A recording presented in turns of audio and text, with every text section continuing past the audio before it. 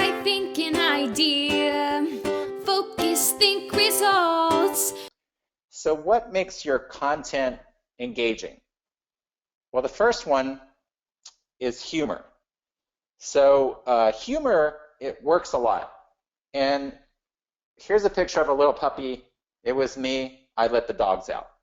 So people live in their business, or when they work in their office, or when they're going through their workday.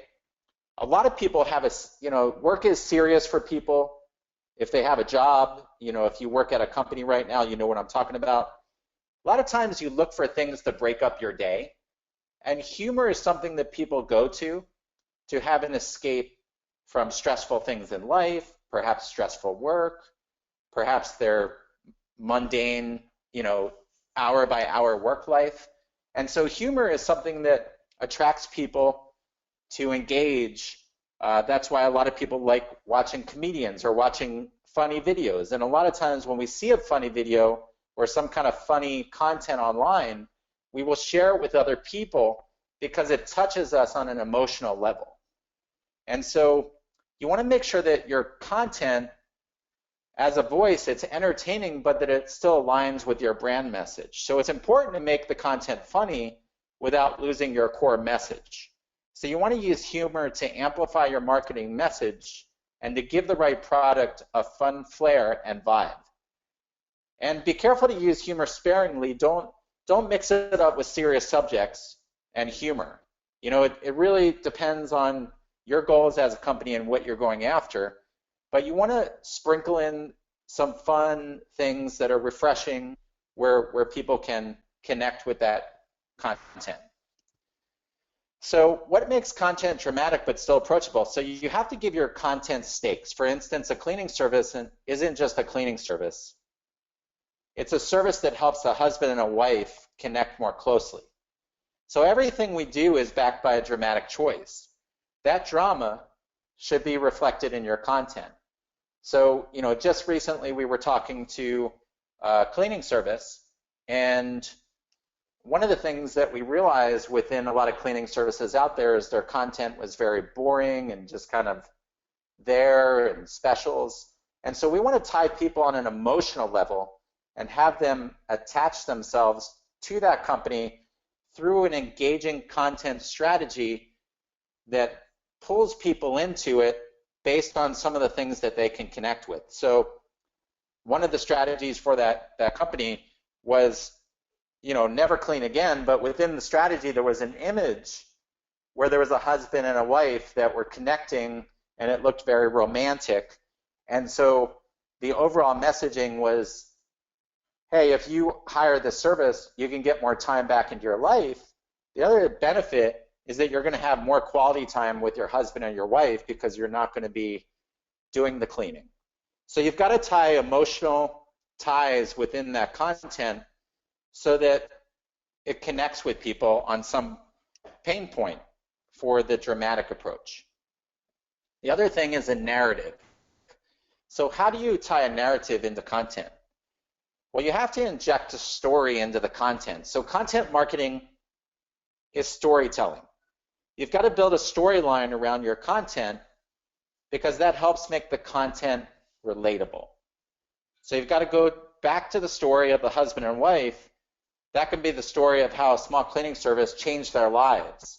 And so we can tie in this whole content piece around something other than the service, but how that service, by them utilizing, it actually changed their life, a testimonial, a video. You see a lot of positive emotions, and then embodying the holistic approach to the content, which is positive imagery, videos. There could be a testimonial from that customer, and then writing content that talks about the feeling behind it. The other thing is, number 4, is what we call neat visuals. So how do you integrate visuals into content?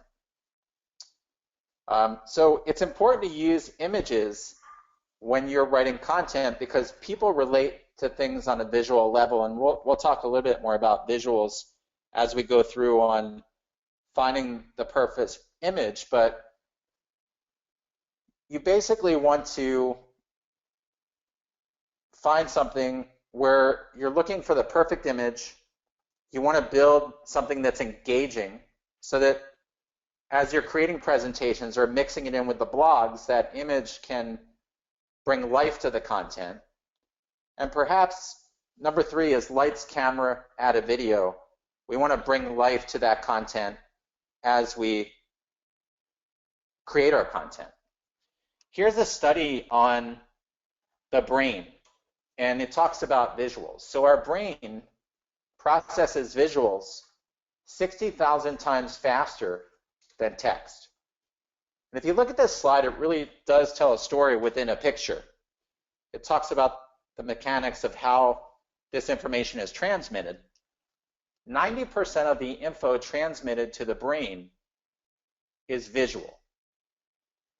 70% of your sensory receptors are in your eyes.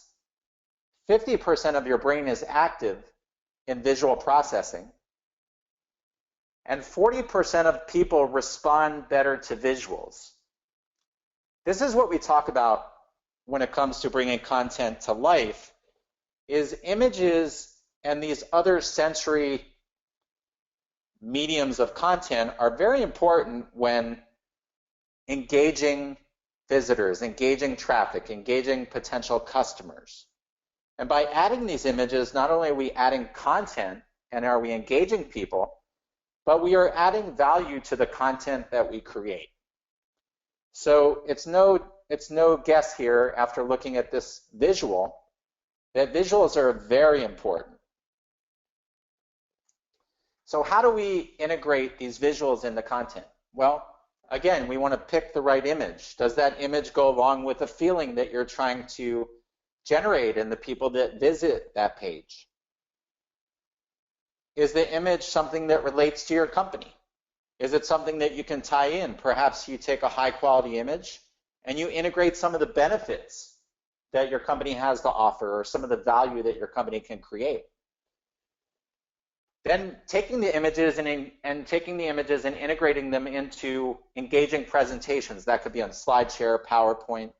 It could be a video that you've created to show some of the benefits of your company that you turn into a video with a narrative and with some testimonials on your business.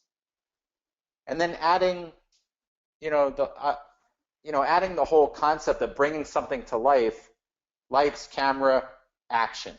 Because when it really comes to content, we want people to take action. We want them engaged. We want them sharing. We want them reading. We want them communicating. If someone looks at your content and it's very flat and boring, they're usually going to leave very quickly and they're going to find something that captures their interest. These days, most people have ADD. They don't have a lot of time to waste, so they need to get the message right away in several different mediums. When you add video, here's an interesting concept that most people retain 95% of the message in a video compared to 10% of what they read in text. Now, this is a really important statistic here. Why is video so effective? And as you guys interact, we're going to open up for questions at the end, but video is important because it shares a feeling, it conveys life. And when people watch a lot of videos these days, they watch it on social media, they watch it on websites, they find that homepages that have video content on them have a higher click-through rate, people stay on the page longer. It pulls people in and it engages them. So it's important if you're writing an article or writing some kind of content piece that you embed perhaps a YouTube link or a Vimeo link or a Dailymotion link or something where perhaps if the text is not engaging them, the video will engage them. And people can get a lot from a video. Here's just some different things to remind everybody of. So when it comes to video, and I'm a big fan of video with content that we create, with YouTube, SEO works there too. So as you're putting up a video and you're writing some content, a lot of the people that we come across, they will just throw up a video and they'll just share the video on social or on one of their articles or perhaps on a blog. One of the things a lot of people miss is there's actually content in the body of the video, and a lot of companies actually miss that part. So when you're uploading that video and you're creating that brilliant content, make sure you put all your links in the body of the YouTube content when you write the description. Put content in there, put your social channels, put contact information, because people read that as well, and it's a way for people to track that content back to your company or the client that you're working with or your product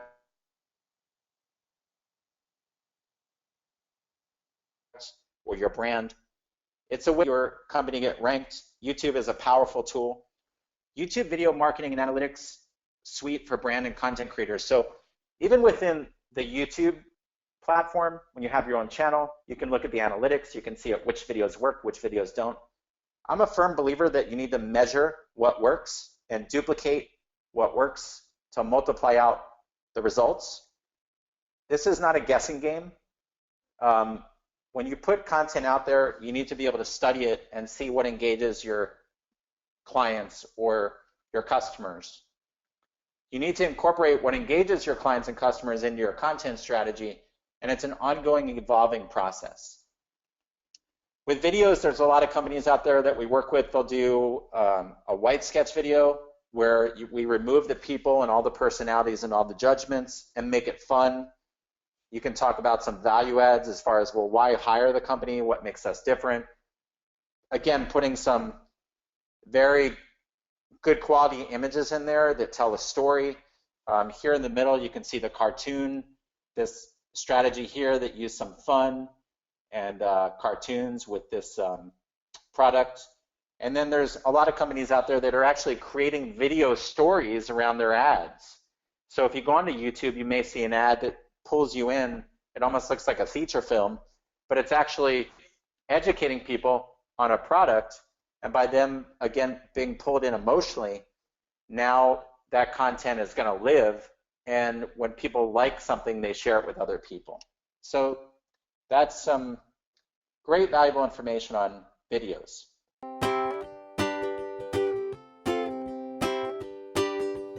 I think an idea